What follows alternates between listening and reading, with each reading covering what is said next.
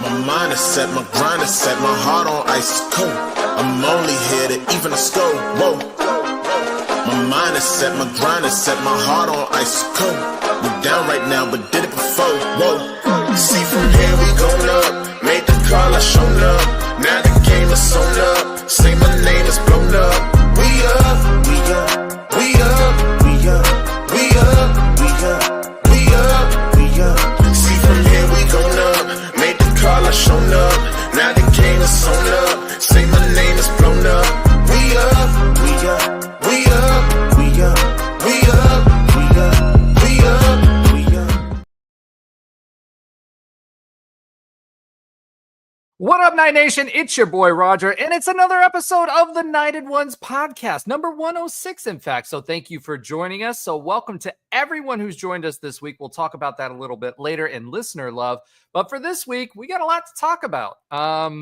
We told you last week and the past several weeks that this team was capable, but we're just not getting over the hump. So we'll talk about that a little bit later. As a reminder, this is the only podcast that features a former UCF national champion, a former UCF radio host, an ESPN analyst, a hoops player, infamous rapper, our resident influencer, and IG star shooting the breeze, talking UCF sports. Remember to like us, follow us on YouTube, IG, and check out the 70-plus teams and conferences on the College Huddle and the Big 12 Huddle. This week, we're going to recap the Cincy game. We're going to talk about West Virginia and why it's so important. We're going to ask the question, did Terry cut off the NIL too soon? Who's going to be the QB this week? We'll check in on bowl eligibility. We'll talk about the keys to the game. We'll give a shout out to our listeners, talk about other UCF news, and obviously finish out the day with some good news from our other UCF sports. So without further ado, let's go ahead and bring the crew to the stage. Starting off, we'll start with Trey Neal. What's up, bro? Gentlemen, what's up? How you guys doing? Gentlemen of one right now because we haven't brought anybody else to the stage. I will not ask you to do the hair flip, but I'm glad you're back to the stage. It'll be interesting to hear your insights this week on the defenses, specifically the DBs. We were missing Williams this week, and he actually had a thumb surgery. We found out he had a thumb surgery that didn't take, so he had to go back and have it done again. He was expected this week, and they had to put a pin in, so he's going to be out for at least a couple more weeks. Next to the stage, someone you guys all know, the only man that you want in Publix grabbing things off the top shelf, Ben Stout. Welcome back to the show. What's up? What's up? Good to be back with you guys. Man, it's been a while. Too long. Way too long. Been too long. All right, let me see that hair flip. Let's go. There it is. Not quite a Allen hair flip. That's for sure. No. But as a reminder, folks, once we hit 1,000 followers, listen, we've got 17,000 of you viewing in between about 5,200 different people. Help us get to 1,000 because Allen did promise to cut his hair if we get to 1,000 followers. Now, he actually promised that? He did promise that on air. I have it on the show. So, and I've been reminding him every week. So help us get there because I kind of want to cut his hair, to be honest with you. I'll be the one snipping. All right. Let's go ahead and get straight into our text talk. Welcome everybody to the show. As a reminder, you can interact with us and we encourage you to be part of the show through the chat and we'll bring you up on the screen. So, let me go ahead and start because Ben looks like he's furiously looking for his. Let's start with Trey. Trey, do you have your text talk for this week? I do. Don't want to talk too much badly about the game, but my text talk, let me get it, is from AP this week. The gold pants are horrible. Listen, it's time to get rid of these pants. I cannot stand the pants. I don't think anybody can. I don't even think when we were players, we liked this color gold of the, like, nobody's liked it. And the entire time I've been there, and when I ask the guys up to now, they don't like it. I don't know why we keep choosing it. I mean, obviously it's a part of our combination, but I'm just like, is there not any other like vetting of like what color gold we can have on our uniform? I don't know. My problem with it all is it never matches. None of the golds ever match. You use it on the helmet, use the same type of gold on the pants. The last time we got it right, I think, was in the 80s or 90s when we had the gold and black Steelers looking ones. That's like exactly. That was literally the last time we got that right. And then we had the abomination in 2013. Yeah, remember South, those? Yeah, ooh. Those were terrible. So yeah, I agree with you. I'm hoping we get rid of those. Gotta get rid of gold, man. We've shown so many different like awesome color combinations. Like I can deal with the helmets a little bit, but I just can't. I can't deal with it when it's like you said, the helmet and the pants are different, or like the helmet and the jersey. I'm like, it just I can't. I like the traditional style helmet. It goes back to those 2013 teams. I just don't like the gold pants that go along with it. And it just, when it's all gold like that, it just really points it out. Yeah. So, Ben, other than the gold pants, what was your text talk for this? I'll just it's short and sweet. We were talking about I guess QBs. I was at the ballpark at this point in the I think it was just after the game had ended. But Trey saying this is pretty simple and it sums up. Says I don't think the QB is the difference on this team. It's the O-line and untimely penalties, in particular untimely penalties. I mean, I had kind of a little bit of a rant to our text today. Just I actually was more of a rave really for Cam Fancher. I mean, I just think I think he showed just how how tough he is in that game.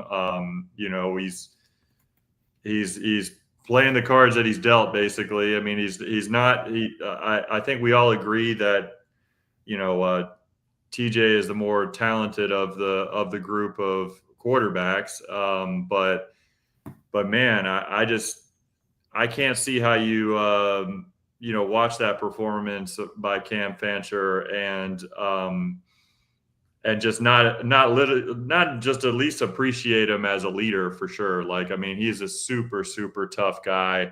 I mean, he was it's kind of disrespectful to say he was trying his best out there because that's not really what I mean. It's just I was just impressed by his toughness overall, his like kind of grit, and but ultimately, I think this season so far, anyways, has come down to those two things that Trey mentioned in the text talk is the untimely penalties. It seems like every time we got going in this game, we would get or even every time we got a big play, it would be a penalty, a holding or whatever, especially in the third quarter. I mean, a third quarter, I felt like we were moving the ball pretty well and didn't score I don't think we scored a single point, maybe a field goal, just because every time we had a big play, we would get a penalty, holding call, whatever.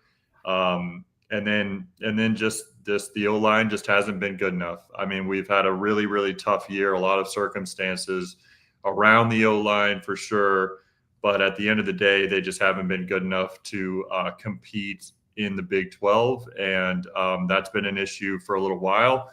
And hopefully it's something that we can at least try to figure out or improve upon a little bit this year, but one that we certainly need to improve upon for years to come. All right, so there's a lot to unpack there, right? So you talked a little bit about the quarterback situation and Cam Fancher. You talked a little bit about the offensive line and how offensive it was relative to penalties. There's a lot to unpack there. Connor Miller, if you ever think that John Walker doesn't make a difference, look at how our center was snapping the ball versus Dante Corleone, right? Or Corleone. He is one of the best defensive tackles in the country. It's why they play a 3-down lineman front and why, he really takes up 2 linemen. Now, as far as the O-line was concerned, again, it's the same song and dance we're talking about every week with this O-line. Pass pro, they did fairly well. Running game, not so much. The big thing for me is they were still getting pressure with 3 down linemen, right? So they played a stack defense. We talked about that last week on what they were going to play, but I was surprised. We had 4 or 5 guys in there. They didn't blitz a whole lot in the second half. They were getting pressure with 3 down linemen and they were ahead. So they were comfortable playing and keeping everything in front of them. But when it comes to the lineman, Miller, I mean, I can't tell you how many low snaps there were. There was a fumble that would have been picked up as well. So from that perspective, I was really happy to see what Cam Fancher was doing. Now, Trey and I had a little bit of an argument going on during the game, right? So we were going back and forth. He was yelling at a cloud, and I was yelling at a different cloud, and there were definitely sparks there. So, Trey, now that you've had a chance to kind of look at this again from the offensive perspective, right? We're talking about Cam Fancher. We're talking about his ability to run around. He did more often than not on passing plays, had a lot of time. And he, part of it was, I'm sure the receivers weren't getting open all of the time because, especially against that type of defense where you dropped everybody else but the 3 down linemen. So that's going to allow you to keep some protection and keep everything in front of you. But at the same time, there were times where there were a lot of times actually where he missed a wide receiver that was open or a running back that was out in the flat or something else. As much time as he had, and he did scan the field. I watched his head. He was actually looking across the field. It just felt like he was too late in recognizing when a play was there to be able to take advantage of it. He offset some of that by running, but again, they were dropping 3. So he should have had plenty of space. And there were times where he didn't take advantage of that either and kept looking downfield. So, from a defender's perspective, what were you seeing out of Cam Fancher that you liked? What were the opportunities that you had? I felt like a lot of the time, if TJ was back there with the same amount of time, he would have found somebody faster, or he was also pretty good at dumping it out for a wheel route or something like that, which I didn't see out of Cam Fancher. So I think that had we put those two together, and Ben, you said this at the top, right? Like if we had the choice between the two, we think that TJ is the more productive and talented quarterback. But what did you see as a defender from Cam Fancher that you liked and you didn't like? Yeah, I mean, first of all, like Cincinnati's good, especially their defense. Like you said, it starts with DeLeon up front. The fact that you can have 3 guys and get pressure, and then you can have 3 guys and stop the run consistently. Like not the ones where Cam would scramble and get yards, just like our base run package. They were stifling it pretty well just out of light boxes. Props to them. That's what kind of gave us a lot of issues, and that's where they were just like, oh, they can't really run the ball.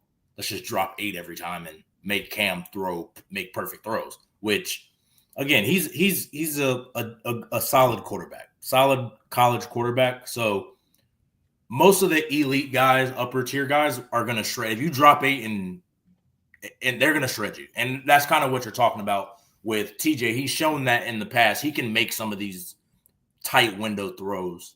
I don't necessarily know if it would have happened with Cincy because, again, they were really good, and I don't think our receivers were separating like they had previously.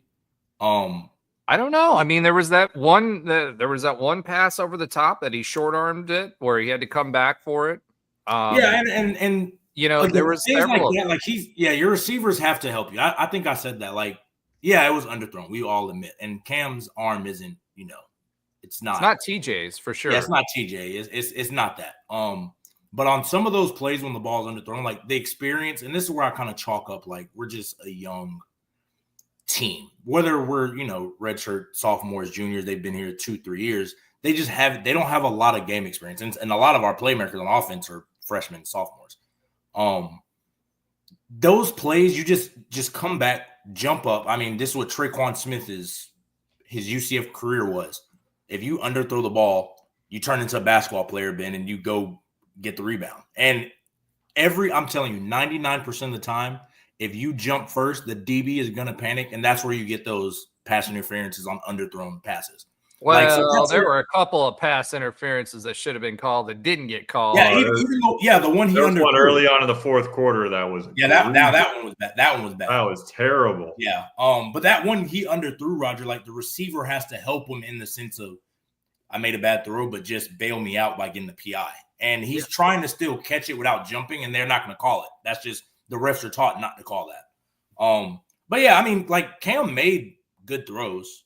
But they were wiped out by penalties, and Ben talked about it. Like some of the good throws he made, like over the middle throws on a rope, it was a holding penalty, or it was a false start or illegal formation because the guy's not on the ball. Dude, the illegal formation. Frost ripped. I forgot who it was. He ripped whoever it was because it's like this is like, and this is what I was talking. Like these are pre-snap penalties. Referencing, the great Coach O'Leary. These are the penalties that kill you. Like the ones you can control. It's hard to control. Oh, you go make a tackle and you hit him in the face mask. That's football, or you get a holding. Like as much as we hate holding, that happens.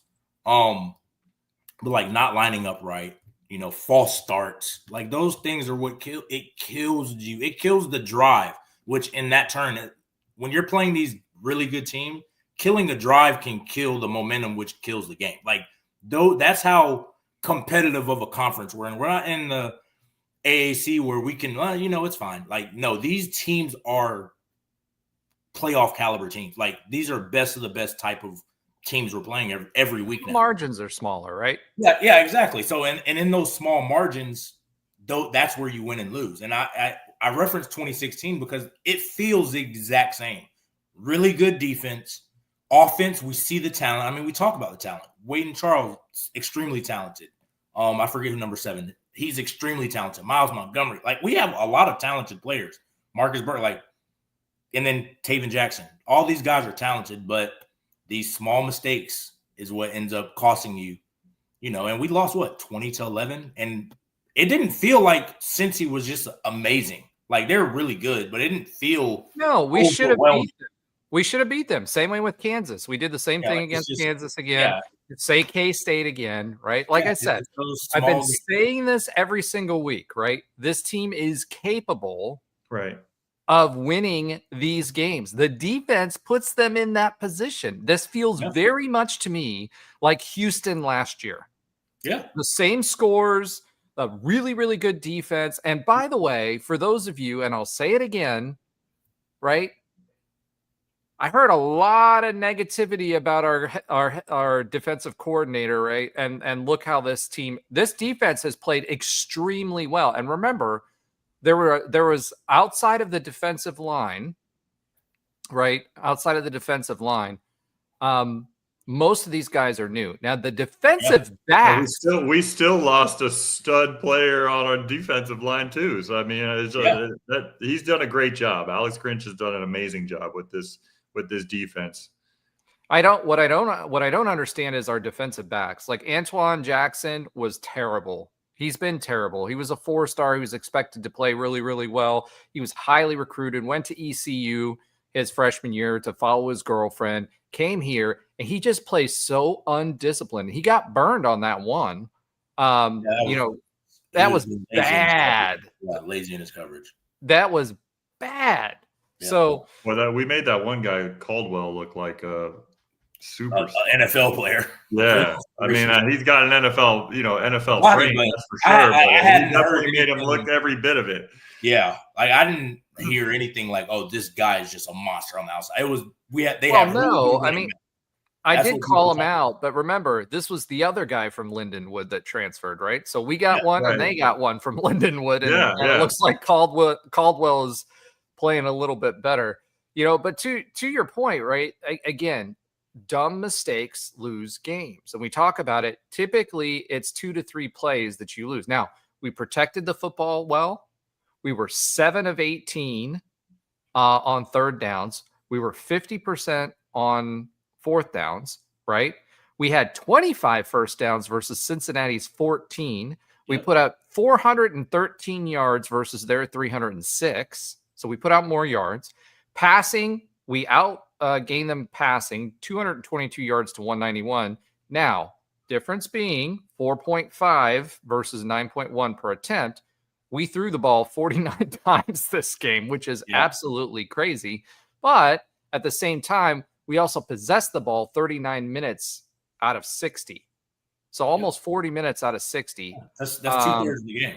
That's 2/3 of the game. And that's where that third quarter drive really, really hurt us. It was something like a 9-minute drive. Like it was 9 minutes in the third quarter like 15, 16 plays. We get down to the red zone and then we get backed up with penalties again, right? But again, rushing yards, almost 200 yards rushing versus 115. If you and a look lot at, of it was Cam scrambling too. Like Yeah. our run game as just base runs was not good, but like Cam's scrambling was good. So that what, like helped us. I mean, we what I still noticed- averaged over 4 yards per carry with the rest of the rest of the running backs. And I was a little bit what I saw in the running game, which had to be a little frustrating, is, and I think it was more scheme wise. I really do, especially in the second half, they did have a good defensive game plan for our offensive setup. I mean, because what I saw in the second half is our offensive line was actually creating like holes that looked like you could drive a Mack truck through. I mean, big holes. And then all of a sudden, as soon as our running back would get to that hole, it was like somebody was coming. Yeah. Well, And I mean, that's scheme. You nailed it on the head. That's what I mean, Roger. I mean, it was keeping everything in front of them. As I was saying, like, I felt like they did have a really good defensive game plan for what we had set up, and it was shown in that instance where it was almost like they were allowing some of those openings to happen so we could just run right through them, and they'd hit a brick wall with a linebacker. I mean, they did a really good job of tackling in space or even keeping us contained in that way where it seemed like we were about to break one open and we just couldn't. Yeah, it's like a funnel style defense. Like they're giving the illusion like, hey, this hole is wide open, like get it, but they want you to funnel into that hole. And then they just shed and make the tackle. Like, it's like, and I saw the exact same thing. It's like, oh, that hole's right there. The moment like Miles or Stacey Gage, who I thought played pretty well, the moment they like accelerated, they hit the hole just disappeared. And at that time, It's too late to really react and, I got to adjust again. Like, that's what they wanted. It's funnel style. So it's really sound. It's the scheme, right? So you only have 3 down linemen, right? So you've got 3 down linemen. Anytime we ran to outside of the gap of the A gap or B gap, right? If we ran off tackle or we ran off to the left or right, it was open because they only had 3 down linemen, right?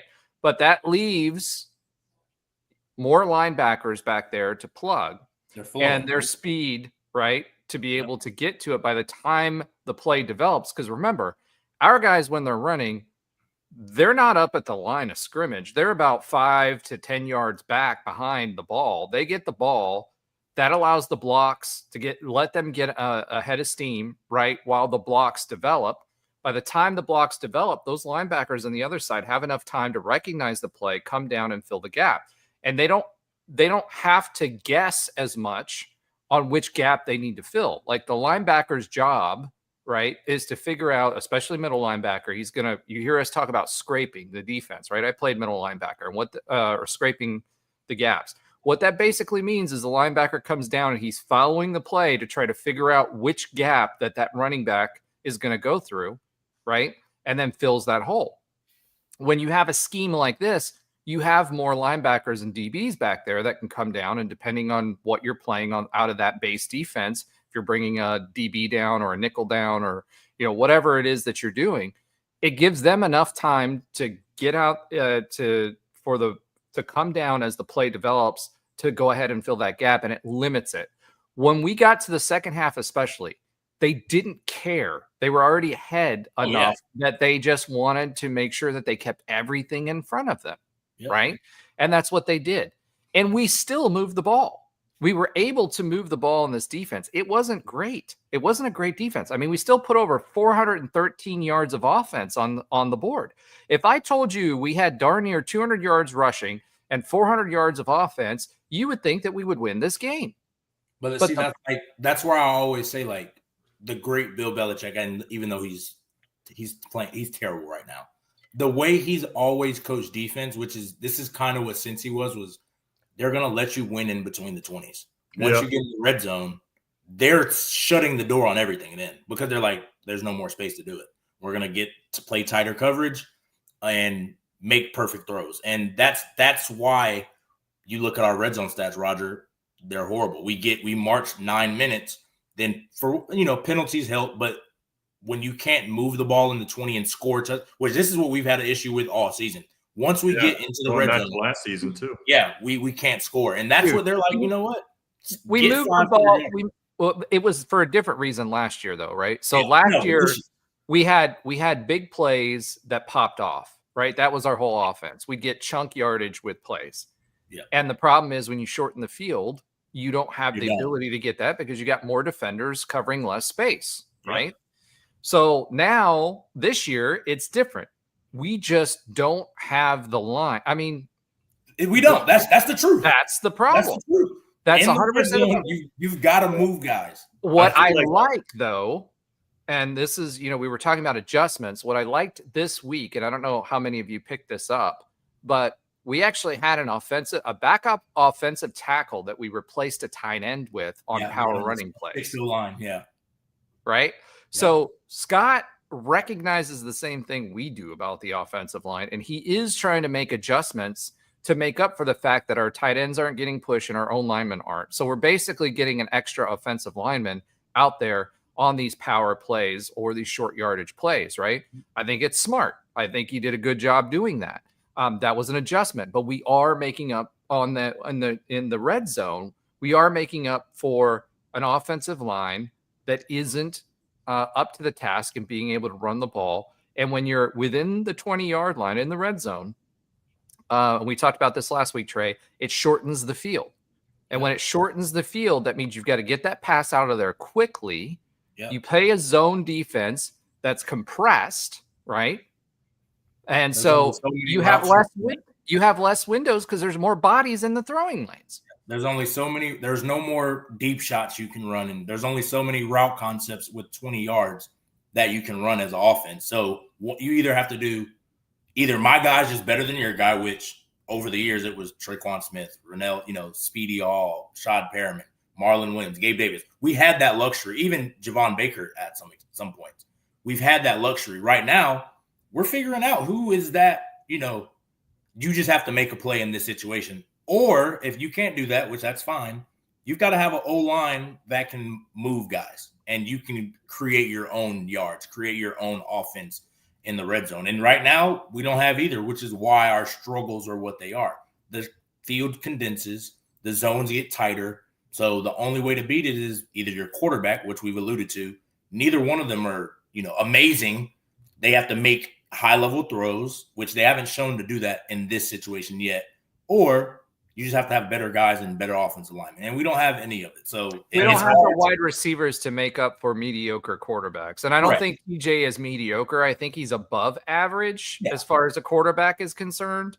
I don't think he's had enough snaps, but we don't have the wide receivers to make up for an offensive line and a quarterback and the volatility in the quarterback room right now. We definitely don't. And our wide receivers have been, and this is a word I used in our text talk, like it's just our wide receivers have been like really inconsistent. Like they've shown flashes, which we get excited about, but like the inconsistency is it's just there this year. I mean, it's just we're nobody knows who our like go-to receiver is because we don't have a go-to receiver, and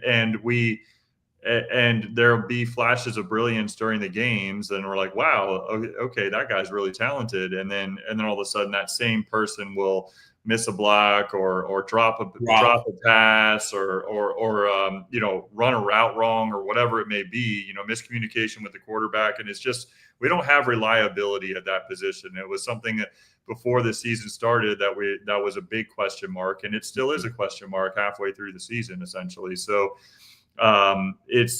we definitely have talent, but in a lot of positions on offense, it's just coming together and doing that consistently. We just don't really have it. And you were saying in between the 20s, Trey, but I mean, really, this game seemed to be, especially in the second half, seemed to be played, kind of in between the 30s. It was like a lot of the times. I say this about a lot of good offensive college football teams that they can really like demoralize a defense when you might stop them on first down. They might get 3 yards. They might get 2 more yards on second down. But then like every single time it seems like that team always converts. They get 8 yards on third down or whatever it may be. Like you think that you have them, and then all of a sudden, move the chains. Once again you don't. Yep. And we've been that type of offense in the past, but I almost felt like in this game, it was frustrating in the opposite way, where it would, we would get a decent gain, 4 yards, 5 yards on first down. Maybe our second down would be stopped a little bit. And then in the second half, especially when we were basically in that 4-down territory where we were going to go for it because of the place we were at on the field in between the 30 and 40 yard line of our opponent. And the fact that we needed to, be more aggressive in the second half because of the score, it's just like we couldn't get third and fourth down. Like we couldn't convert. And when we did convert, it'd be a penalty. And it was just like, it would just kind of snowballed on top of each other, where I didn't see any give up in the team. And so that's a difference from years prior. And we've talked about that all season, is that, I do still feel pretty strong about the culture that, the foundation of culture that's being laid here. And I don't think anybody's necessarily questioning that, but certainly it was a tough one to, get excited about when you're just kind of constantly stalling out at about that 35-yard line. Yeah. Well, Ben, to your point though, this offense, even with the third downs that got called back, which was 3 of them, right?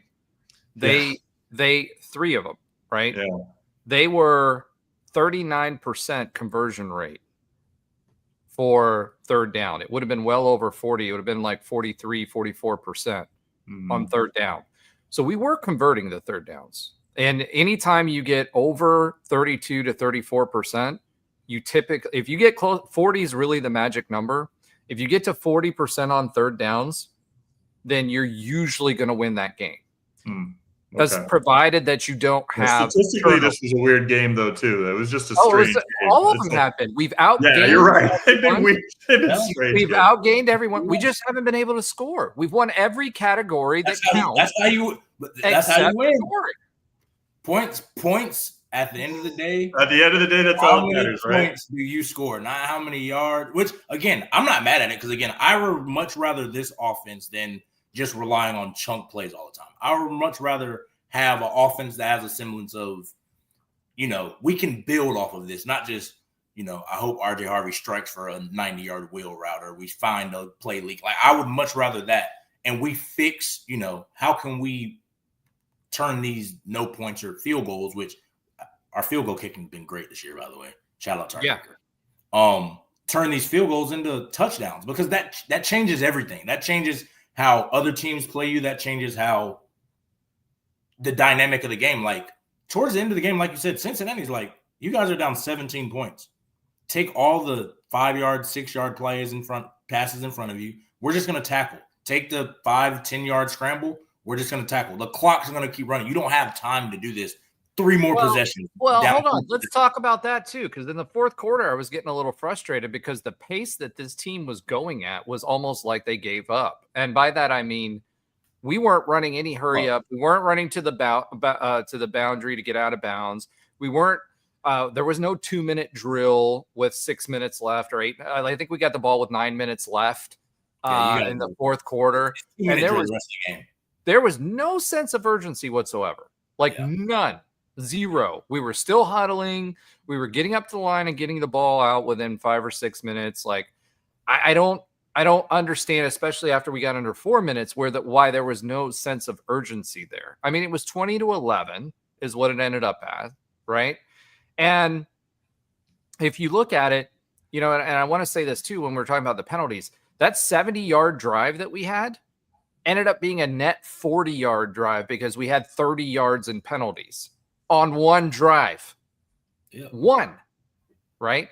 But at the end of the day too, why don't we have this sense of urgency going, running a 2-minute drill, running a 4-minute offense? Like, I'm not seeing that. You know, we still continued to run our offense. It was almost like we were putting practice reps in, which was good because it gets the team reps. But then at the end of the day, like, why are we not speeding it up when we're behind 17-3? We got 9 minutes left. No idea. I like that part. I couldn't answer you. Maybe he thought they would score or a chunk play would happen faster, so he'd like he didn't feel that urgency. But just based off of the flow of the game, it was like you need to pick up the urgency. That's just how I felt about it. So I agree with you there. But overall, I think we with the area that we were stalling out a bunch on the field, and we just mentioned how good our kicker has been this year. Why didn't we go for a few field goals in the third quarter there? I guess we were just trying to. I understand that if you get stopped at the 30-yard line, it's still a 40+ yard field goal. I get that, but like it just feels like maybe we should have taken the shot at some points at that point. Early in the third quarter, maybe just to see if we can get some points on the board and get a little more momentum. I don't know. Well, Ben, to answer your question on in the third quarter specifically, because we did that 9-minute drive, right? Right. That 9-minute drive, we were within field goal range. And then we had three straight penalties that pushed us out of field goal range. Yeah. So and then we started that one drive in the fourth quarter where we got pushed back twice, and we were like all of a sudden on the like our own 4-yard line. And then Fancher has a play that goes all the way to the, almost a first down. It was crazy. So. Well, and the first down, we went, I think it was a 25 or 30-yard play that got called back. I think that was the one that got called back for illegal motion or something like that. Maybe. Just again, untimely penalties. Like they had 5 more penalty yards than we did, but we felt every bit. But we also had 10 penalties where they only had 7. Right? Yeah. Now, again, I will say this, and I'll say it till I'm blue in the face, and I don't want to be that guy, but this officiating again this week was absolutely terrible. Yeah, it really was. I mean, there were 2. To be honest, officiating is terrible every week. Like, it's terrible every week. Dude, I watched the other games though. Like even that one that they called on us where that guy was like he barely touched him, and they bailed him out, and that's what got them going because. I hate those penalties. The bailout penalty, like 3rd and 16. I could understand if it was a blatant like pass interference. He barely that wasn't gonna change the outcome of that play. Like that's where I get mad about those kind of penalties. Well, I mean, we had a throw down field where a guy just on Cincinnati straight up just smacked the arm of our wide receiver when the ball was still 5 yards away from him, and they just swallowed the whistle. It's just insane, man. Well, I mean, think about it this way too. The thing that's crazy to me is Brett Yormark was at that game. Yeah. Number 2, even the announcers were saying, "Oh, that was early. That was early. That was early." Like they said 4 straight plays that they were early, right? So again, that's 4 PIs, and that one PI that they called on us that was BS took them from a 3rd and long within the 10-yard line because we pinned them with a punt. Yeah. And then we had them back there, and then it opened it up, and then all of a sudden they scored that long touchdown, right? Yeah. So again, officiating does matter because it does impact games. The good news about all of this, and I'll say this is good news, is the defense, despite the offense sputtering and all the things we've been talking about the offense, this defense has kept us in every single one of these games. And Sorsby, and you said this last week, Trey, one of the top, I think it was top 10 quarterbacks in the entire country offensively. This offense was number 16 in the entire country, and we held this offense to 20 points. And really, if it wasn't for the one broken play, it really wouldn't have even been 20 points. It was probably 191 yards, most of which were in the first half. Now think about that. The number 16 offense in the country, we held them to 306 yards total. Yeah, that was passing. And mind you, being number 16 in the country in college, you're easily putting up 35, 37 a game, 400, 500 yards a game. Their average was 41. Yeah, that's comfortably. So this is a elite level offense production wise. It wasn't though because of who they played. And I said this last week, 100%. This offense wasn't good, but wasn't as good as what their numbers are. points. Right. They weren't that good. I told them. I'm not gonna lie. For and us you guys, to hold them to essentially 13, barring the bust, did play. Yeah. Like, that's really good for what that offense is. Like, that offense is better than a 13-point offense. Well, Sorsby was completely out of sorts, and he was getting he was being talked up nationally everywhere. And this defense controlled Sorsby. And I told you guys last week, and you guys kind of made fun of me. I told you this defense would be good because he's a passing quarterback. He's a pocket passer. And our defensive line is set up to stop them. And if he's not a dynamic runner, that means that allows our defense to also stop the run game, which we did. And they had 2 good running backs that were 100-yard backs, and we stopped both of them, held them to 115 yards total. So, again, we've got a really, really good defense. The offense has had a different quarterback every single freaking week. I mean, seriously. And the offensive line is porous. That's been the difference in these games. So the question is now, okay, if you look at the PFF scores and everything like that, everybody's talking about Cam did a great job or whatever. Dude was 48 point something on the PFF. He ran the ball. He did great. I think he ran the ball really well. And I'm not saying you guys did, but like if you look at everywhere else, everybody's. And I think what that is everybody was expecting him to be trash. That's what it is. Expectation sets everything. Yeah. So did he do enough to keep us in games? Yeah. Could he have won this game? Yeah, if it wasn't for the penalties. But, everybody asking, because Scott was asked in the press conference this week, who's quarterback this week? He said we have a full roster. And I believe that. I think they gave TJ an extra week off, considering what happened after the last game, to heal up. And I think that TJ will be our quarterback this week. This was the second worst offensive performance. K-State was the first, but the second worst offensive performance that we had. Dummercant, which was a Florida transfer, he led the receivers at 34 snaps, 73.7. On the overall, our right tackles, Cushman and Meadows. Cushman had an 81 snaps, 73.7.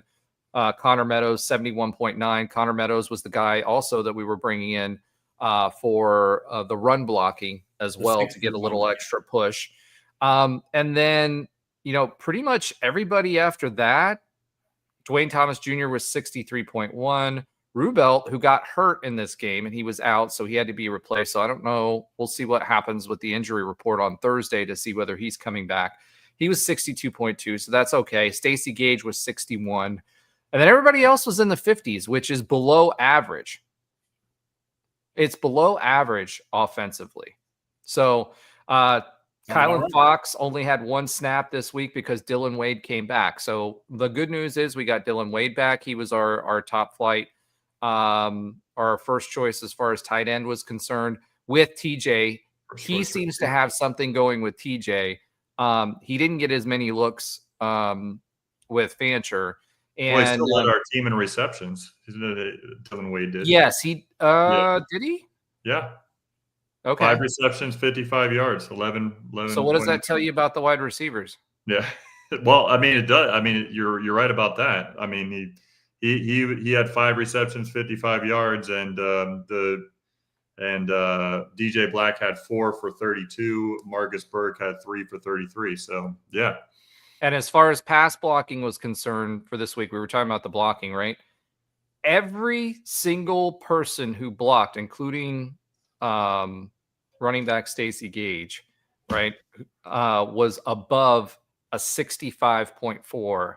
Every single one except for our right tackle, Connor Meadows, who had 51.9, and our center, Carter Miller, who had 47.8. Carter Miller was absolutely atrocious this game, both in the blocking, run blocking, and pass blocking. Run blocking, way worse. Yeah. I mean, the whole team was way worse. Yeah, that's what I'm saying. Our rushing attack was horrible.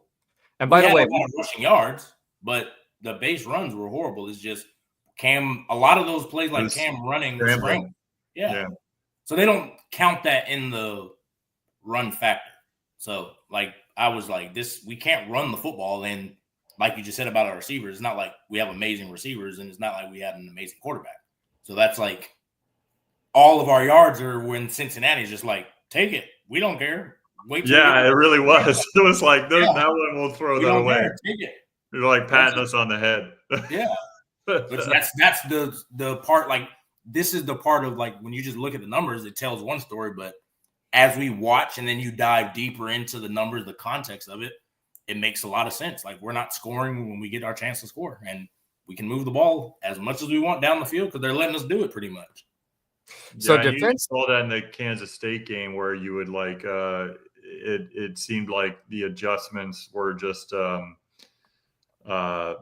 actually no, excuse me, that was the game just that we just had last Kansas, week. you mean? Kansas game, excuse me, not Kansas State, Kansas game where it seemed like, we were doing well running the ball in the first half, and then they just made I don't want to call it simple adjustments, but essentially made the adjustments to just stop us completely in the second half. They loaded the box. Yeah, we're not. They loaded the box. They had numbers, and we kept running through the A gap. Like that was on Frost. That second half of that game was on Frost. I wasn't on the show last week, but I definitely would have been. You guys heard? You guys saw me on the text talk that game. That's for sure. Yeah. So talking about the defense overall for PFF, right? So think about this defensively, right? So these are the PFF grades by game. Jacksonville State 69.2, North Carolina A&T 90.1, North Carolina 80.8. It's a P4 team, although they're in disarray, and rumors were swirling that Belichick was out this week. He was shopping himself out. At Kansas State 67.1 versus Kansas 69.4. At Cincinnati 67.5. Now, what does that mean? That means you've got a higher end. You don't have an average defense. You've got a good defense against P4 competition every single week, is what that tells you. You've got a really, really good defense, right? Again, when it comes to the defensive backs, Jaden Bellamy led with 79.8. He's a really, really good quarterback. DJ Bell had a rough game. He came back last week. He's been good. He's been our lockdown all season long. 43.3. He had 17, but he only had 17 snaps. I think he's still working himself back in from injury. And he got called on that one pass interference that was absolutely complete BS. But by and large, this team played fairly well. Our linebacking core, again, Cole Kozlowski, pretty good. Our ends doing what they needed to. John Walker, for all of you guys that are saying, where's John Walker? Again, he's eating up 2 blocks every single time, which opens up Tristan Hill all over again. Yeah. And that opens up the door for the other guys, right? And so, we're really missing our Georgia Tech transfer that's out for the season with the torn pec, but 68.2 is really, really good defensively for a tackle. So again, folks, everybody who says, I don't see John Walker's name, that's because he's plugging up the middle and he's plugging up 2 gaps and he's getting double teamed, right? If you watch the offensive line, they're double teaming him when he's in the game and they're shifting somebody else over to plug the other gaps. So again, he makes a difference. You may not see him on the stat sheet all the time, but he makes a huge difference on what we're doing. So, pause. I didn't even catch myself. Plugging the holes. All right. Let's go ahead and double team and plug holes. Double teaming and plugging the holes. Okay. So questions out of this game. Mitch asked, and he was on here earlier, and he asked, and we'll talk about it in the listener love, but he asked, why we weren't winning these games. The reality of it is execution. We aren't consistently executing, period. We're moving the ball. We've got a good defense. We're not scoring points. We're leading every single category. We're not turning the ball over, right? Although, so ball security is okay. So that's why we're losing those games. It's simple mistakes. This team is close. I do think it hurts that we don't consistently have the same quarterback every week. I think that hurts than more people. 1,000%. Yeah, I think that hurts more than people are really recognizing. So, all right, I think we answered this question, but I'm going to ask it again. This week against West Virginia, you have Fancher or Jackson. Who are you playing? If they're both available? Yeah, they are both available. Yeah, well Ross said then, they're both available. well, I'm hoping that Jackson is fully healthy, and I'd go with Jackson for sure. Yeah, I think. But I'll say again that Cam Fancher's a dog, and he deserves a lot of credit. But I'll definitely go with Jackson. Yeah, I think they go with Jackson too. But I don't think his leash is going to be as long, because like if he even looks like he's hurt, they're going to take him out and put Cam in if they have to. Like him, you know how he kind of get hit a little bit and he kind of rubs his shoulder or he messes with his hand. If they even sense anything, they're going to be like, let's just go to Cam to save him. Even if you just need even a drive, they'll do that. Yeah, the thing that hurts me with him is I hope he's more recovered. I hope he's more recovered than I think he's probably going to be, because it makes him more one-dimensional to stay in the pocket as opposed to what gave him success last time, since our running game is if he's able to move and run and pick up some yards with his feet, it opens up the running game. Yeah. It opens up the running game and it keeps them out of the box. So, and that's the difference that makes him a better player than Cam. Because if he's not running, it's like yeah, but we need that running aspect specifically in this offense, because our O-line isn't really moving guys enough to do it.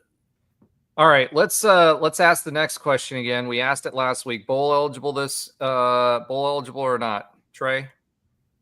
I think we will. I am struggling trying to figure out where I think we beat West Virginia this week. West Virginia and OSU are our two best options so far. Then we have to steal one from somebody. Yeah, and I think that's possible because I feel like we've lost the games. And we've lost 3 games that one of them we should have won. Like, I don't know which of the 3. One of them we've been close enough to. Kansas, we absolutely should have won. Yeah, but like this Cincinnati game didn't feel like it was unwinnable. Even going into it, I was like, "This is a really good team." If we had an offense with a pulse, it would have been. Yeah. It would have been. That was a winnable game. If we were 6-0, I would be more surprised if we were 6-0 than where we're at right now. Just because, like, it's just amazing that even though we have all these struggles and not struggles, but we're not lacking execution. We're lacking execution. That these games are still close. Like it amazes me, but. I mean, we talk about it. Like, this is the difference between knowing how to win. Like, that's all the difference is. This is the change we had from 2016 to 2017. It wasn't like we drastically changed our personnel. Did they get older? Yeah, they get more experience. Yeah, but we just learned the little things. Like, we made mistakes. I don't want to act like we didn't, but we rarely made these kind of mistakes. Like, game on the line or crunch time penalty, crunch time bad play. It was more. Well, you can't win games that way. I mean, correct, exactly. That's how you lose them. I mean, like you guys in 2017 and 2016, 2017, certainly 2017. Like you guys believed if you were in a tight game towards the end of the game, like you guys believed you were going to win, and too many of these creep into the view is when you're on the losing end is you start to those thoughts creep in the opposite way. We talked about that last year with the basketball team. Lost a lot of close games, and once you get into those late game situations, everything's tight and the pressure's on. Do you believe that you can pull it off, or do you believe that here we go again? And so. This is a very critical game this week, obviously for many reasons, but certainly it's to kind of shake off some of those feelings for sure. And to answer your question, I mean I had us at somewhere. I was debating between 6-6 and 7, optimistically 7-5 before the season started. I had us at 4-2 at this point because I did have us beating Cincinnati. Everything else was predicted right or before the season up until last week. But I also had us beating Houston, and I think that we got to go 2-3 the next 3 weeks. in order to even have a chance at that, because we're not going on the road to Texas Tech, or we're not going on the road to BYU and pulling off that type of upset. This isn't that type of team, and we're gonna I think everybody with has been watching this year can acknowledge that. But could we go on the road and surprise Baylor? I mean, yeah, I done it this week against Cincinnati, and are they that much better than Cincinnati? I don't think so. No, they're not. I mean, maybe they're probably worse. So I don't know about worse, but I don't think that they're about the same to me as what Cincinnati is. It's not outside of the realm. It's not outside of the realm of possibility that we go 2-3. If we won that game, I wouldn't be like, oh wow, we won. Like, right, that's what I'm saying. It's not a crazy upset of going 2-3 of the if we go into Lubbock and beat Texas Tech, I would be like, I don't know how we did that. It would be one of the we couldn't do that again if we tried. Well, so let me put it to you this way. I think it all hinges on whether we have any consistency in offense at all, because we haven't, right? We've had a different quarterback. One's left-handed, one's right-handed. Yeah. We've had a different quarterback every single game. Jakuri can't help us because he can't throw to save his life. So he's a one-dimensional quarterback, so we can only use him on certain situations, right? Which we do get him back. So I do think this defense is if you have a good defense, it's going to keep you in any game, every single game. You got a shot, right? The question is what offense shows up on the field that week, and do they get used to losing, or are they going to, everybody keeps saying, oh, this team's not giving up or whatever. Can this offense consistently have a quarterback, and can we consistently, are they healthy enough for them to take advantage of the traits that make them a successful quarterback? If we have TJ, is he healthy enough to win games? And I think that's the biggest thing. So let's go ahead and swiv it, since we've been alluding to West Virginia. I'll do a little bit on West Virginia. So West Virginia is 2-3. We are playing them at 1 p.m. on TNT, which is on HBO, TNT/HBO, which is kind of a kind of moment. TNT, yeah. Oh, you were talking basketball for a second. I was like, whoa. Yeah, nope, definitely not talking about basketball. We are predicted as by ESPN to be a 72% favorite, and we've kind of been a favorite all year long. West Virginia has also had a problem with quarterbacks this year. Obviously, it's a new system with Rich Rod. They have rotated through 3 different quarterbacks as well. The most recent quarterback that has been playing for them is oh gosh, where did my screen go? Sorry about that, guys. Markial or whatever his name is. No, Markial played. He did not play this last game. Khalil Wilkins played this last game. That's what I meant to say. He's 6'3", 200 pounds. He's passed for 144 yards. He's got 1 TD and 2 interceptions and a QBR of 44.8. Both of them have been throwing for about 55% completion percentage. This last game, Khalil, he's a guy, he's kind of like JB in the fact that he runs more. He's more of an athletic kind of guy. Like, he's not a pocket passer. But this last game that he played, he was 7 for 15. So 46%. Didn't pass a whole lot, had 81 yards, averaged 5.4, and had 2 interceptions. I don't know who they're going to trot out this week because Markial, who was the quarterback before, he was in the 60s, right, early on in the season. But when he got into conference, he was also around 50% passing as well. And he had an injury. So if they do trot out Khalil, I like our chances with our defense against this guy. And I anticipate that turnover streak where we get a fumble or an interception outside of like NCA&T. I think that will change. So the last game they played, though, they played against BYU and they lost 38-24. So it surprises me that they kept up, because early in the season, Their first game, they won 45-3. Then they lost against KU 41-10. Then they lost against Utah 48-14. Utah's a much better team this year. And they played a really good BYU and lost 38-24. So do I think they're better than what they showed? Yes. However, the problem they're going to have is the same problem we have, which is the quarterback situation. Yeah, scoring is an issue for them. Well, yeah, scoring, but it's because of the quarterback situation. They've had turnovers, and the guys haven't done well. Chris Vaughn is their leading receiver, 320 yards. Their linebacker actually has the most sacks, believe it or not. His name is Wilson. He's got 3 sacks on the season. Their tackles leader is actually their safety, Perry. He's got 43 tackles for the season. So, when it comes to their defense, they've got good linebackers and they've got good defensive backs, which is not good for us, right? However, their leading rusher this year is Wilkins, who's their QB with 195 rushing yards. So we should be able to shut down their running game. They don't have much of a passing game, which is going to allow us to pressure, which is what we like to do.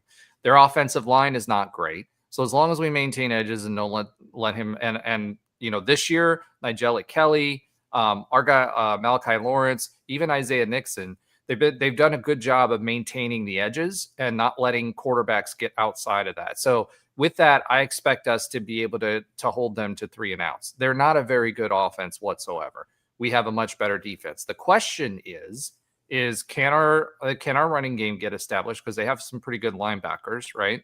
And who's going to come out? And here's the thing. If they're loading the box, and I said this before, the weeks before in Kansas State and Kansas, we need to be we've been doing a great job with the short passes, especially with Jackson in there. Get the short passing game going to open up the box, get them out of the box, and get the running game going. We've been able all season long against P4 competition to be able to show consistent drives, right? We've been able to long drives, eating up a lot of clock. We can do that. Most offenses have a problem with that. The problem we have is the longer we go, the higher our chances are that our penalty is going to come up, and that keeps us keeps us from scoring on those drives. So for me, for the keys for the game, maintain the edges with Wilkins, get the short passing game going if they stack the box. If they're not stacking the box, then let's get the running game going with Miles Montgomery or Stacey Gage, because Stacey Gage has been doing really well. I don't know what's going on with Nixon. I don't know if you guys have heard anything, but he hasn't been getting a lot of snaps. So that was kind of interesting for me in the last game. I would expect he would have gotten more snaps last game. But again, we were playing from behind, so we were passing a heck of a lot more than we would have normally done anyway. So those are my keys to the game for this West Virginia team. It's a must win. Let's just put it this way. If we're going to go to a bowl, you got to win this game. You got to win this game. You got to win Oklahoma State. And then we got to steal one, whether it's Houston for the space game or anybody else. We got to find one to win. Yep. Yeah, no doubt. This is the biggest must win of the season for sure. I mean, if we don't win this one, we're not making a bowl game. We know that. It's almost certain. And yeah, I agree with you. I agree with you on the keys to the game. I mean, I also add that just getting off to a fast start at home is going to be important, I think, in this one. Just kind of getting a little bit of a rhythm early and getting off to a fast start, getting whatever crowd shows up at 1 o'clock on Saturday. I hope it's a big one, but getting that place loud, which is not hard to do in the bounce house. I mean, I think that's all leading up to a great key to the game to just get off to a fast start. I'd like to, kind of get off hot and see what happens from there. Well, we did last week, right? Offensively. So we had the first half, whereas before we kind of caught fire in the second half on other games. Right. We started off really, really well in the first half, petered out in the second half. We kind of did the same thing against Kansas, right? We certainly did that against Kansas. The third quarter, we had -1 yard or something. -5 yards, actually. -5 yards, yeah. Yeah.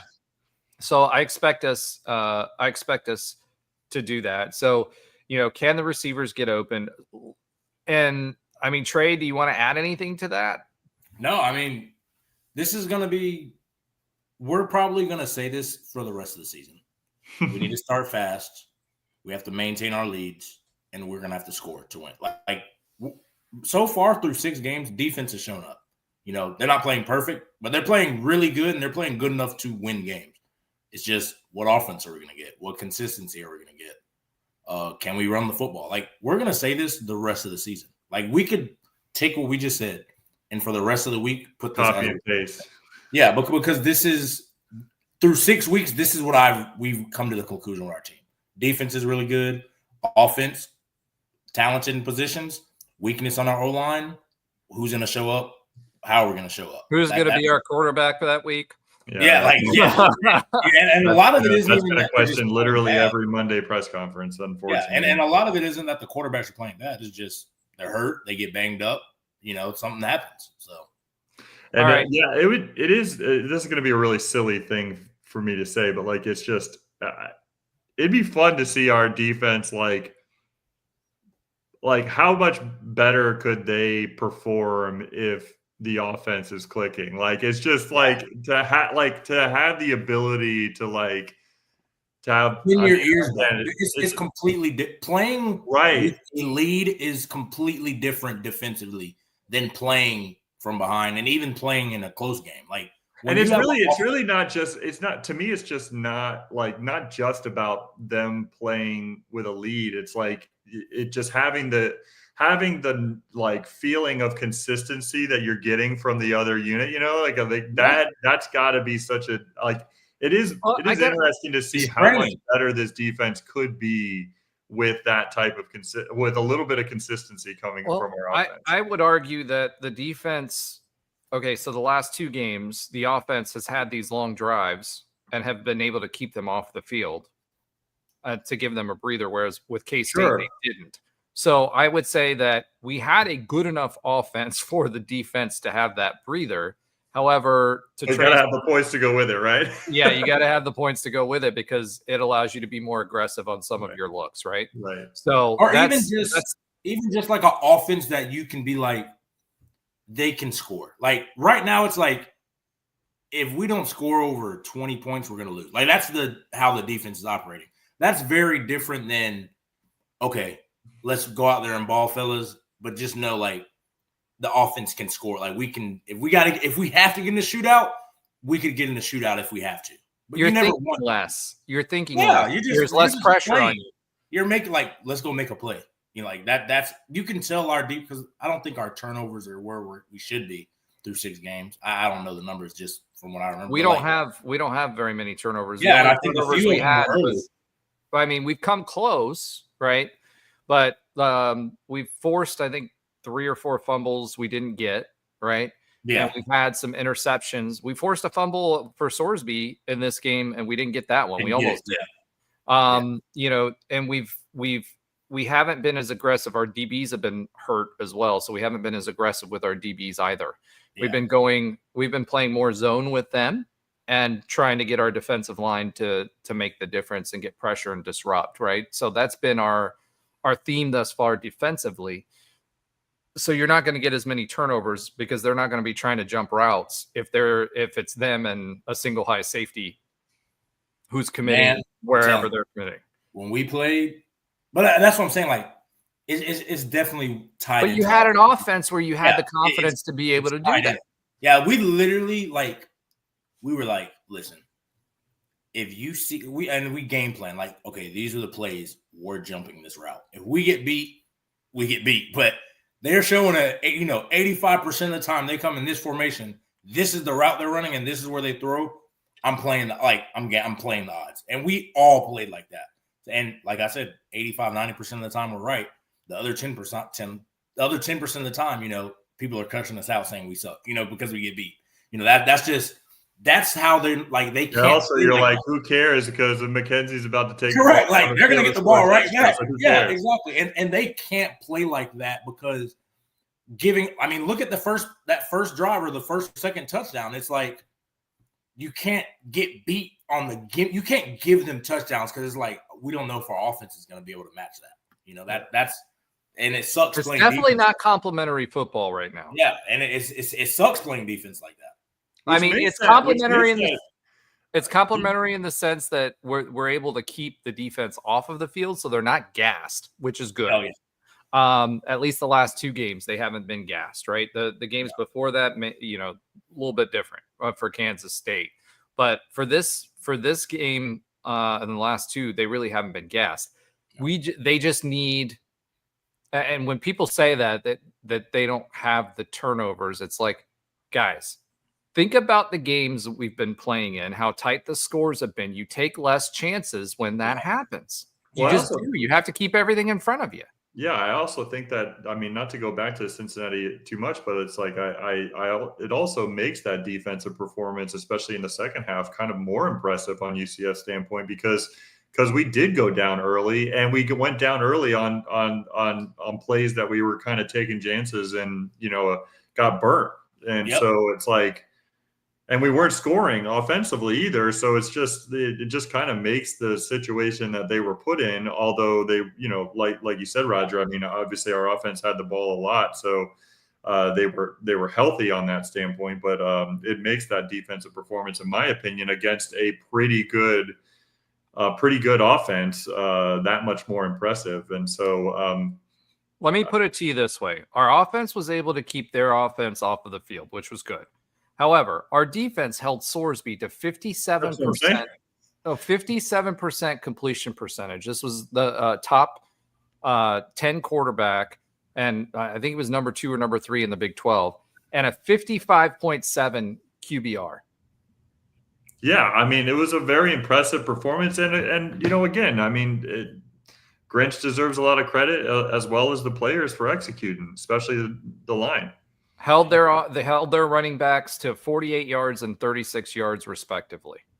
And that's the best. I was talking to Berman. He's like, those were the best players on the team. Like they were worried about prior for sure. Yeah, how are we going to stop these running backs? And we stopped them.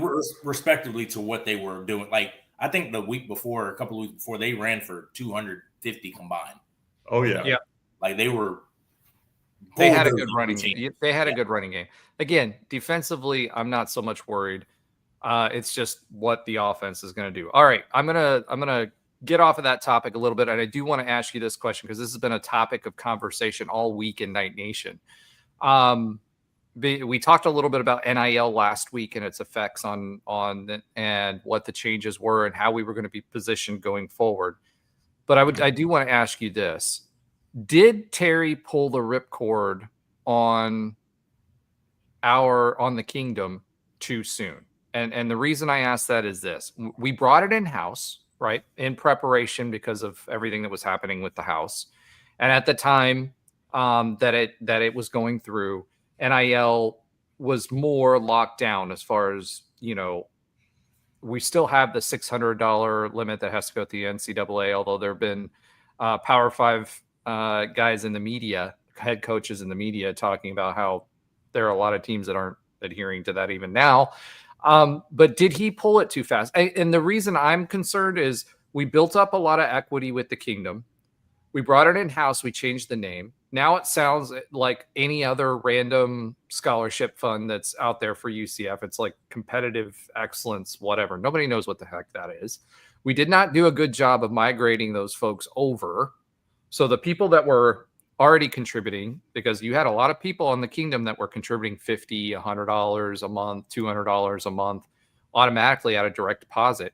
Once the Kingdom went away, they sent some emails, but they didn't do a good enough job transitioning them to the new NIL fund, right?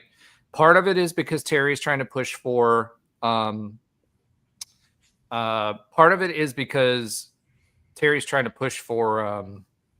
facilities, right? And by the way, we got another $1 million anonymous donation today that was announced today for the Hagel Gateway. They need to donate that $1 million to me anonymously. I'll take it.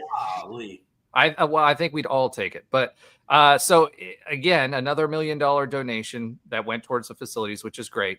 But I think that the average fan, not the person who's going to drop $1 million that can put it towards a facility, but the person who can give 50, 100, 150, $200 a month, those folks were not handled the right way. And there wasn't enough effort put forth on transitioning them to whatever this new fund is. And there's not any, I don't know how I should say this, any marketing behind it, right? It's not been a focus. The other thing too, I don't know if you guys saw this, but I have the UCF app. It popped up and said, get your Spirit Splash ducks. They've been doing that for previous years where you donate X amount, $25 or whatever, and they send you the duck and the box and whatever. So I got that notification twice on 2 different occasions. Both time I clicked the link, it just went to the main page and there was nothing there for you to be able to do that to get the Spirit Splash duck. So again, my point is it's indicative of the fact from the NIL perspective that we did not do a good enough job. We didn't do the outreach we needed to do. With the branding sucks. Why didn't we bring the branding over? Okay, maybe it's because somebody else owned the name or something like that. Fine. Put it something that sounds like an NIL fund, like every other fund that's out there, instead of like the Competitive Excellence Fund or whatever the heck it's called. Nobody knows what that is. And we just, it feels to me like it was a dropped ball. And now that the NIL's like ever since right before it went through, some of the rules changed. We could have kept the kingdom. So Terry closed it down and announced that he was closing down and started transitioning everything over like 8 months before. Do you guys think that that was a wrong move? So what exactly is what was the NIL kingdom like? What was that set up to do? Like, I guess I can't wrap my mind around. To solicit donations to pay the players through NIL funds. Like it's like outside of the 20 million. This is like just NIL money. Yes, exactly. So before we didn't have the 20 million and we were transitioning to the 20 million, or it actually can be a little bit more than that, 20% of whatever your TV contract is, up to, I think, 22 million. Yeah. So the NIL in today's environment, with that in place, you can still do now there's different rules, right? Yep. You have to do the $600, anything over $600, you have to show that. But, if you're taking donations or you're taking some of that money into that disbursement for that 22 million, right, out of the TV revenue, it doesn't mean that you can't take funds from that TV revenue and go spend it on facilities and then go solicit the NIL and pull it into that fund, right? If that's what you were trying to do, like a little shell game to get around it, that makes sense. But you got to go out and solicit that. Just call it a different fund, not an NIL fund. Yeah. Yeah. Well, right? I think it's and you know way more about this than I do, Roger, but I think they said that they could keep the collectives basically as long as the collectives were the original intent of name, image, and likeness. Like they're paying for services. They're actually, so if I want Trey to endorse my business, I have to actually I have to give him money in order for him to actually do something to endorce my business. Oh, Trey will do it for free. What are you talking about? He's used to cakes and a Chick-fil-A sandwich. But that's what I'm saying. So like but what the collectives were prior to the House settlement, and let's be honest, still are, is just pay for play. And so what they decided to do with the House settlement, right, was to bring the pay for play portion essentially in-house, have the schools manage that. But you're right, where potentially, and this is where I don't really know enough about it, is, to answer your question or even try to answer your question, did he bring that? Did he kind of like jump the gun on like, hey, we're the choir boys over here. We're the we're following the rules even more so than anybody else. So look at us. We're gonna preemptively create this, and we're gonna preemptively shut down the other thing. And maybe we didn't have to do that. Like, we are known in all NCAA circles outside of a couple of years here and there, but like we are known to especially in this era. I mean, I would say the last 8 years or so, especially. But we've been known as a university that certainly toes the line and plays by the rules, and especially the bigger sports. But maybe this was an attempt to just kind of almost show that too much, and maybe we were a little bit too proactive. If keeping the kingdom would have helped us reach our ultimate goals, then we probably should have kept it. But I agree with you on the main part. As somebody who pays attention to marketing, like, everybody kind of knew what the kingdom was, and nobody really understands, because it does get kind of lost in the wash of what this excellence fund is. Competitive excellence fund. Competitive excellence fund is like, wait, is that the new kingdom? Like yes. even somebody, well, I'm saying even somebody like me who pays a lot of attention to UCF sports, like, could legitimately ask that question. Wait, oh yeah, that's the new kingdom.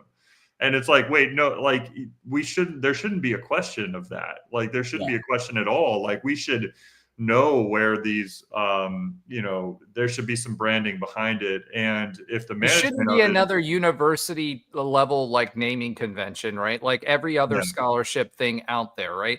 And this is, I don't want to get into the Terry thing tonight, because there's a lot of stuff. There was another big donation that we had hinted at a while back that they screwed up from a legal perspective that was in excess of $10 million. That's now benched because of that.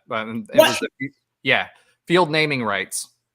So we won't get into that yet, right? That may be an off-season conversation, but it's all of these things. You have that, you have shutting the kingdom down too soon. I mean, anybody who's been in any kind of CEO or executive level or business ownership knows that when it comes to legal stuff, whether it's stuff that's coming down the pipeline that, from a regulatory perspective, they always give you, like, I don't know, like 36 months, 24 months, whatever, to get it corrected, right?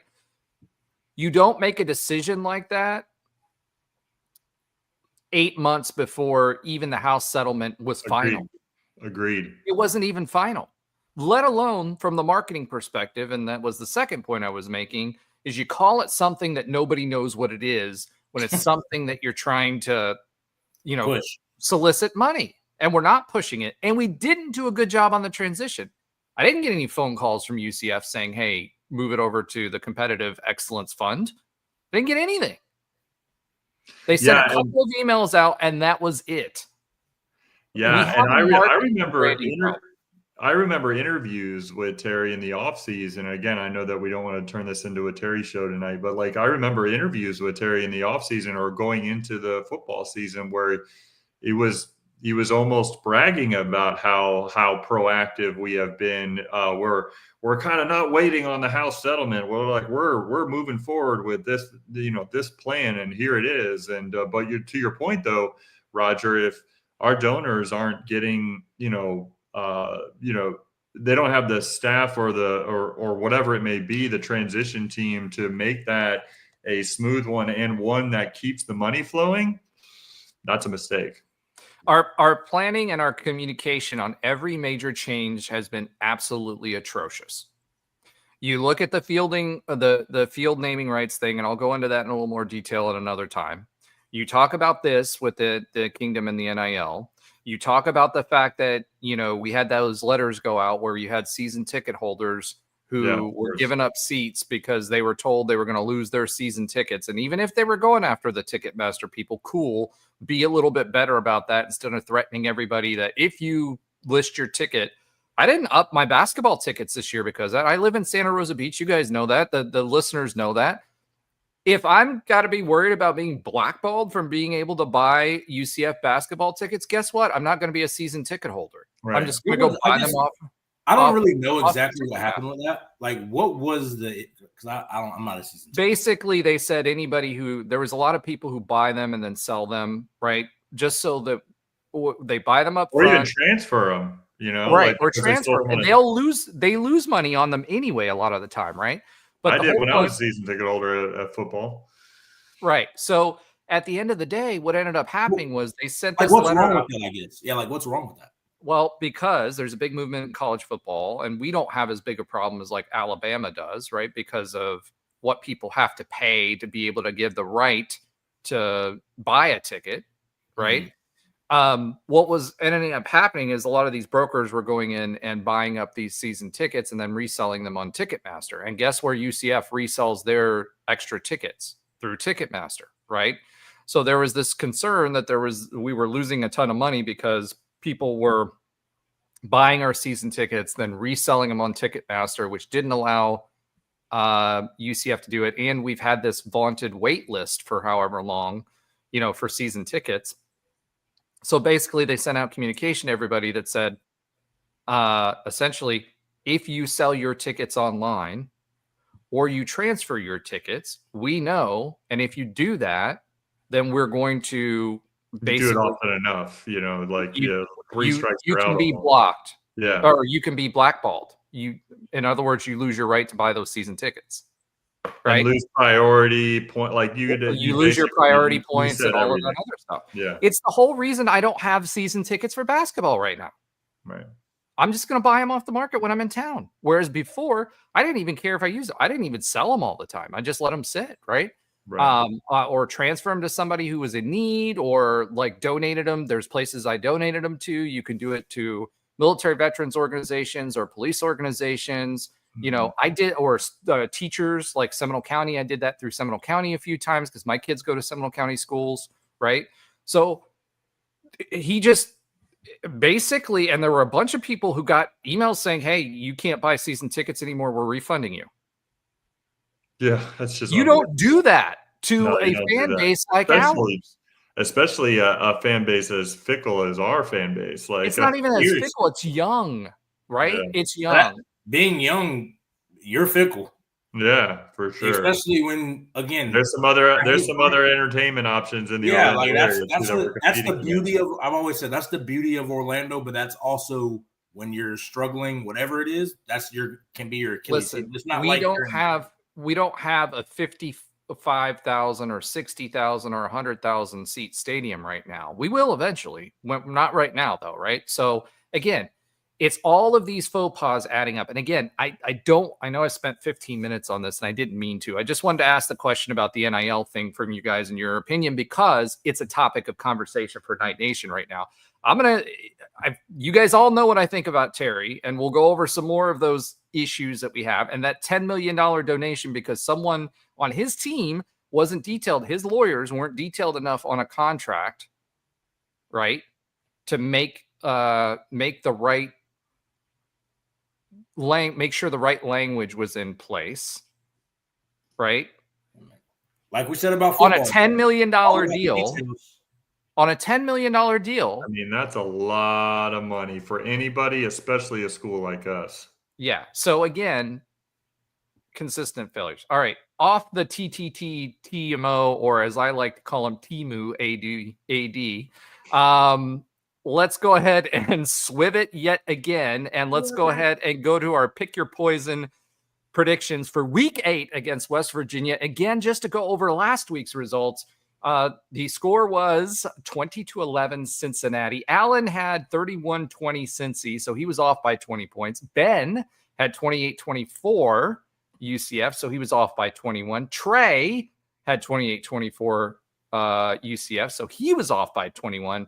AP had 34-20 Cincy. He was off by 23. And I didn't write down what mine was for last week, and I wasn't about to go back and look after the show because I was prepping for this one because Allen was out this week.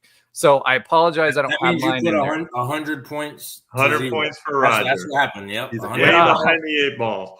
No, I gave my score prediction. I just didn't write it down. There's a difference. That was the 100-0 is not giving it. All right. Let's go ahead and swiv it to this week. This week, we've got West Virginia, the Mountaineers. So Ben went ahead and typed his in here. So we've got his. Ben, you have 31-10 UCF. Wow. Okay. Yeah, I mean, I think about that. I think it's I hope that some of the players that are still on this team from last year's team remember that cold and bitter day up in Morgantown last year where Allen and I were we're sharing a blanket and we're right behind the UCF sideline that had completely given up by about the midway through the second quarter. That was the game that I knew that pretty much knew that Gus Malzahn wasn't going to be here anymore. And I really, looking at the way and everything we talked about kind of on this show, I just feel like they're an offense that has a lot of trouble scoring, and certainly that's kind of rich coming from a UCF fan because we have had some trouble scoring as well. But looking at their previous scores, I think this defense is going to be able to handle them and lock them down, and hopefully that gives a little bit of a shot in the arm with TJ coming back onto the field after having a week off to recover fully. And hopefully we're kind of firing on all cylinders on a beautiful Saturday morning, something we haven't experienced, or not morning, but early afternoon, something we haven't experienced in a single UCF home game yet this season is actually good weather. We should get that on Saturday. So hopefully that those clear skies offer some extra points this week. So 31-10, good guys. All right. Trey Neal. By the way, last week, if you guys didn't catch it, Cincinnati played the Disney graphic in the stadium after we lost. The one where they made fun of us last year and did the Disney graphic with UCF in there. Yeah. If you like, we don't look at them as a rival, but they certainly look at us as a rival. That's for sure. I can't wait to beat them again, though. That was not fun. All right. Trey Neal, what have you got for us this week? Yeah, so I'm gonna go 30-20 UCF. I was kind of feeling what you were feeling, Ben. I was like 10. Wow, if our defense does that, I'll be happy. I'll happy to be wrong about that one, but I think 30-20. I think we're gonna be comfortably winning most of the game and probably a backdoor score. The ones that you see if you watch late night ESPN. Everybody's always covering those backdoor cover. Cover that ruins everybody's parlay. Like we had last week when we scored that touchdown. Yeah, we are favored. 7.5? So you're 7.5. So we still cover in that scenario. So we'll cover in that. Well, the crazy thing about that is it's really 4.5, right? Because we get 3 points at home no matter what. Yeah. So. Okay, so for me, I'm not going to be as aggressive as you guys, but I will say 28-17 UCF. So I'm going to split the difference on what West Virginia is going to score. I don't know what quarterback they're going to trot out. Me either. It could be a 31-10. Honestly, we could hold them to 10 points because none of their quarterbacks, the last two quarterbacks that have played for them, neither one of them can throw. And Khalil Wilkins literally threw 2 interceptions. And so he's got 1 touchdown and 2 interceptions. He can run. So as long as we can contain, I have confidence in our ability to contain him. And if he's going to be one-dimensional that way, he's going to have a tough afternoon with this UCF defense. So that'll do it for this week. We don't have any of the other guys' predictions yet. For those of you that want to type it into the comments, you can. We'll include those. We haven't had Tim and Mark in here in a while, so Tim and Mark, I'm calling you out for not being on here in a bit to give us your score. Okay, let's go ahead and swivot to our listener love section this week. So. As always, I'll start this off with saying thank you to everyone who is commenting, liking, subscribing, etc. So we'll start off with someone that you should know, Mitch Gonzalez. He was here on the show a little earlier today. He had to go to bed early for some reason, so he dipped. But he said his first one was, so the question is, why is UCF struggling? We have a good team. I'd say we have a good defensive team. My reply was, thank you for watching and commenting. Red zone is still a problem. Different QBs, the O-line not being able to stop a 3-man rush, penalties, some warranted, some not. That's a lot. So we talked about what we thought about that earlier. I slid that question in. Mitch Gonzalez says, okay, that's awesome. I'd love to hear the shout out. We'll give you to give you guys a bit of me. His ex-father-in-law was Ed Ellis, former strength and conditioning head coach, when basketball or when Blake Bortles was our QB. So say that again. His ex-father-in-law was our strength and conditioning coach. Cool. Yeah, I remember Coach Ellis. He was there when I was there. Yeah. So that was his ex-father-in-law. So apparently things didn't go as well on the marriage, but good shout out. And thank you, Mitch, threw some other things in here. Also, frequent contributor Savannah Fan said that was my quote because we talked about one of Savannah Fan's quotes last week, and it ended up on a short.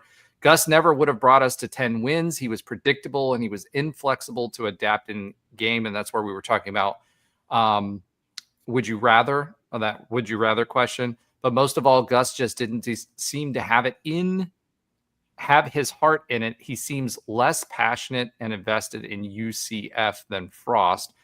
What do you guys think about that? Do you think Gus was less invested in UCF than Frost? Well, I wouldn't say that. I think Gus was invested early on. I think anybody, once he kind of knew the writing was on the wall. Once we got into that slump, it was like, we're moving on. And I think that's where it's kind of like, yeah, okay, I'm not merely, I guess, quote unquote invested. But early on, I think he was pretty invested. I think he was of the age, like, it's not like he was going for a bigger job. At least that's not what I thought, and I think he was like, I want to try to make it work here. We're about to go to the Big 12. I'll get my chance to kind of get back on the national stage and maybe be able to have a little renaissance. But I think he was invested. I think he underestimated that running a program at UCF like an SEC program. I think he underestimated that wouldn't quite work the way he thought it would. And I think that he kind of fell back into some old habits and maybe got a little kind of annoyed when things weren't going well and the media around UCF starts to question him. How dare you kind of question me? And I think it just kind of snowballed where he started to resent being here a little bit. Those thoughts kind of crept in when he, his plan kind of didn't go as well as he thought it would initially. And I think that kind of, that plan was pretty well set coming in here. And I just think that once it started to not work, because the dynamic is just different here at UCF, that he couldn't quite dig himself out of that hole, and that led to a little bit of resentment. But I think obviously Scott Frost is just such a unique situation because he understands. And he didn't really want to leave here the first time, but he understands that like getting a second chance to coach here in this town and at this school is something that is uniquely so great for him, and it means so much to him. And it's unique for us too, because he's the one coach that truly understands that type of appreciation that we want out of our head football coach. Like, we want that. But we want that more so than Scott Frost being here the first time, and you're like, oh, I hope he doesn't leave us. Like, now we have this. I think the fan base. I hope the fan base has like this mutual good feeling that they know that Scott Frost is giving back to us, because they're like, okay, you went away, you thought that you hesitated when you went away, but you knew you had to do it. But what came to pass was what you were fearing when you left this place, and all of a sudden, by some stroke of God, you've been able to come back here. This place, I love that you use that. Yeah, because he used to say this place. Yeah, but anyways, it's a very unique situation in college football and coaching careers in general. And I think the fan base, like, for the most part, certainly our age and older really understand and appreciate that. It is a very unique situation, and one that hopefully the best times are ahead there. So yeah. So for me, when I think about this, right, and I think about Gus Malzahn and the original question, which was basically, do you think that he was as bought in? I think he was, to be honest. I mean, both of these coaches were paid already. They're fine financially. I think Gus Malzahn still cared about UCF. I think you saw that in how he left and being able to swivet that FSU payment. He could have better than me. Yeah, he could have totally played that differently. I think he was embarrassed by the end of it because it didn't work. I do think he wanted it to work. No, yeah, I'd agree with that. So was he any less bought in than Scott Frost? I don't think so. I think Scott Frost was bought in initially for a different reason than what Gus was. Then you guys had all of that success, and then it was tough leaving that group of guys. I think he's an emotional guy. Then he went to Nebraska. He went to Nebraska, and whatever happened at Nebraska happened at Nebraska. Then he has another opportunity to come back here. And remember, Terry reached out to him before, and he said no. Right? And then he went to the LA Rams and whatever, and then he felt like he was ready to come back and coach. And so now he's back. So I do think he appreciates it more. I think there's less pressure. I don't see as much fire out of him. It's almost like he's cooler or like more demure when it comes to that. But I think Gus was just as bought in here. I think he would have liked to have this work. I think he loved the fact that the boosters didn't push him as much. And if he would have been successful, he would have been loved here. You know what I mean? So I think he was happy, and I think he was invested. I just don't think it worked. So I'm hoping it does for Scott, and we'll see how it works out. But it is interesting to me that there's less fire about it. There's less sense of urgency for me out of him every week to week. I don't know how much of that is him being used to being a head coach and then being burned at Nebraska and trying to keep expectations low or what, but I think Gus was just as bought in. Yeah, I think he's just I think you learn a lot. You learn more and when you fail than when you have a lot of success. I think he understands, and he hints at. I mean, he's hinted at it since he's been hired. We're not going to get 2016, 2017 again. If we do, amazing. Not we're going to have a year 1 to year 2. It won't be that easy. It won't even be that lucky. It was a lot of luck. I tell you it all the time. So I think that understanding, he can he's more comfortable in the year 1 issues, as it may come off like you're saying, the demure, and you're just not as fiery. He's a lot longer in the tooth. It's 10 years. I was telling somebody the other day, it was in a couple of months, it was 10 years when he first came. That it feels like it's flown by. But he's got, again, 10 years of experience, so he's going to be a little bit more calm. I don't think the fire's lit at his feet yet to where it's all right, it's time to produce. Right now, we're just kind of working through growing pains. And I think as fans, we watch the game and we're like, crap, we're so close to winning. But realistically, we're so far away from being a winning team because of these little things. It's hard to break these little habits. It's not easy in most places. So I think that's where the demeanor comes from. I think he's listen, I just want to get a good culture. I want the guys to buy it. And he talks about it in the presser, the guys didn't quit. They keep fighting. That's what I'm happy about. Obviously you want to win, but that's what he's focused on because he knows that's how you keep guys around. That's going to be, at least this is going to be his formula. That's how he's going to be able to keep some of the guys that might get offered more money to go play XYZ. And they stay because of the culture. They stay because of the guys. They stay because of Orlando, so. All right. Well, I think we've answered that one. Again, thank you, everyone, for your comments. Thank you for actually, I forgot 2 more. Shout out to Tony791314. I enjoy all of the UCF podcasts out there, but this one is my favorite. Keep up the great work, guys. Thank you very much. We appreciate you for listening. And E. Dot says content bullets with time codes. All right. We'll keep that going as well. It does take a while for us to do that because we have to go back and listen to the show and do that. But then again, just want to say thank you so much for following. Thank you so much for subscribing. Thank you for the support. Thank you for commenting because as you can see, we incorporated in the show for the live show. If you're participating, make sure you participate in the show because you become part of the show.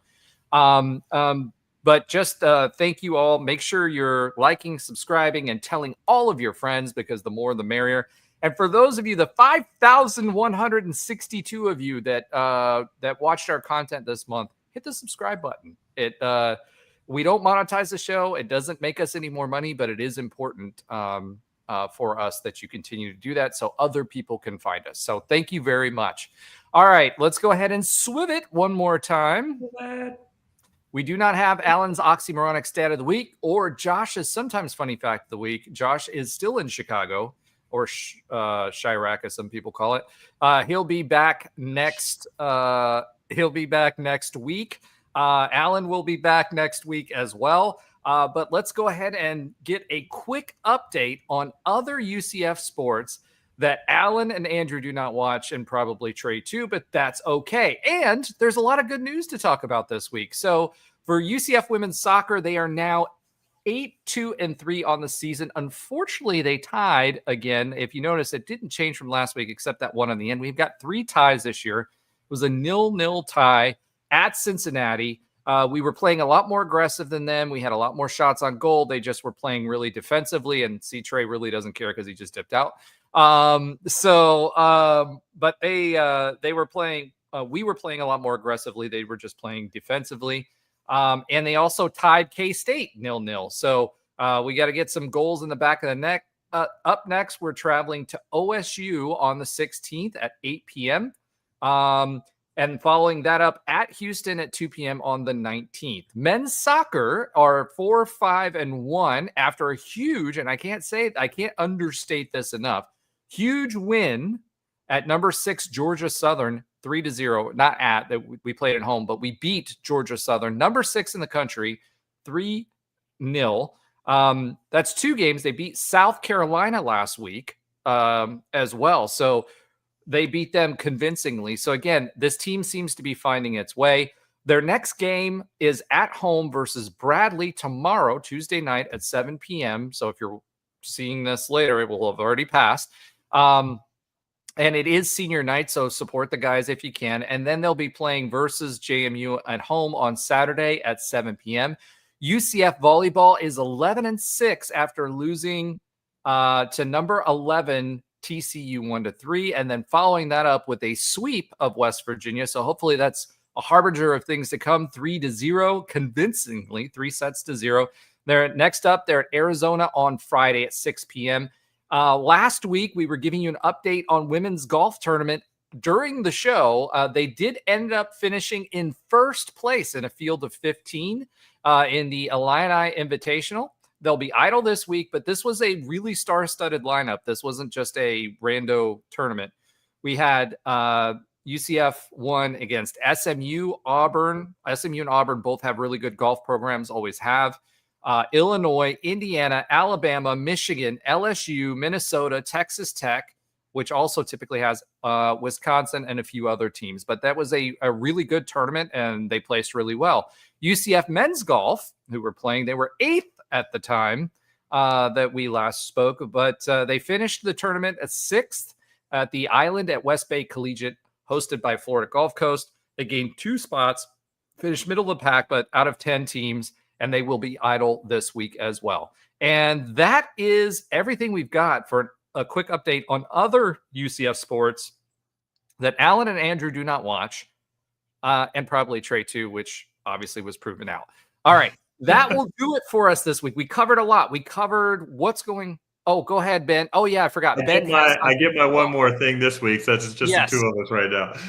But this is a good one more thing. And yeah, I mentioned before the show, Roger, that, and I want to put it on here, that the UCF Hall of Fame banquet is this Friday night, and there's many greats in this Hall of Fame class in 2025, including Mike Sims Walker, Alex Haynes, Cornell Green. Those are three outstanding football players. We had a track and field star, Aurelio Scott, volleyball star from the early 90s in Miriam Mescas Ochoa, and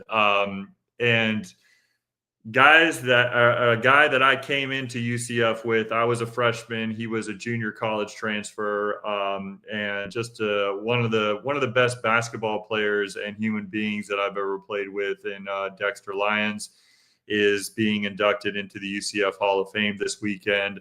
So a lot of the early 2000s guys, which are the most active, I think, probably of like eras of, from about 2000 to 2008 are probably the most active, like UCF basketball alumni, I think. Maybe I'm a little biased there. But a bunch of us are getting together. We bought a table at this banquet. We're going to be there to, just make sure we're a part of this night, honoring all these great athletes in UCF history, but certainly our teammate Dexter Lyons. Dexter's known for a lot of things. Obviously, his fro, his fro was a big thing at the time, but really his personality, the way he played, was just relentless. I mean, his senior year, the year that we went to the NCAA tournament and won our conference championship in the ASUN, there was our first of two back-to-back ones. But his senior year there, I mean, he was defensive player of the year in the conference. He was first team all conference. He was tournament MVP of the tournament that we won. I don't think I'll forget the night that he had a triple-double, the first triple-double in UCF history. It was at Troy, which is a big, now it's called Troy State. Back then it was called Troy, or I should say it was called Troy State. And now it's called Troy. That was one of our big rivals in the conference. And it was at Troy State. It was in a tough environment. And I just remember, like, me and a couple of guys just kind of like, man, I think that's his like 10th rebound. Maybe that's his 11th rebound. He's had to have some assists, and we knew he had the points. And it was just like, we were just kind of, as the game was going on, kind of counting in our own head, man, it seems like he's close to a triple double. And I mean, we didn't know that it had never been done before. We kind of found that out after the game, but that was a big moment. And then at FAU, he had a breakaway dunk, and it was like a full extension windmill dunk that actually wound up on SportsCenter. I think it might have been in the top 10, like, number 8 or number 9 or something like that.